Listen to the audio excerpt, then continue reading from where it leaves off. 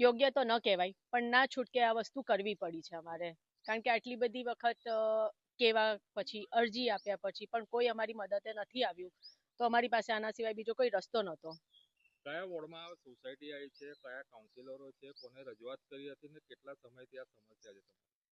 અમારો ward number 1 લાગે છે અને નિઝામપુરાનો વોર્ડ નંબર 1 છે. આ પાણીની સમસ્યા તો છેલ્લા 15-20 વર્ષથી છે. વધુ પડતી સમસ્યા છેલ્લા 5-7 વર્ષથી વધારે છે.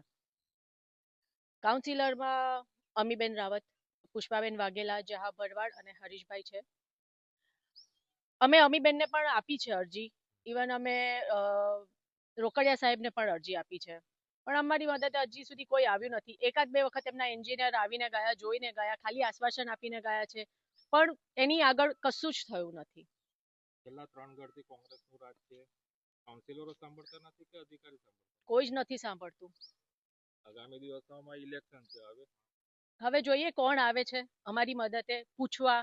ત્યારે અમે પણ એમને એવી રીતે જ જવાબ આપશું જ્યારે કોઈ અમને પૂછવા આવશે ત્યારે, કે પહેલા અમારું જે પાણીની સમસ્યા છે અમને પૂરી કરી આપો, પછી અમે વિચારશું કે અમારે શું કરવું છે.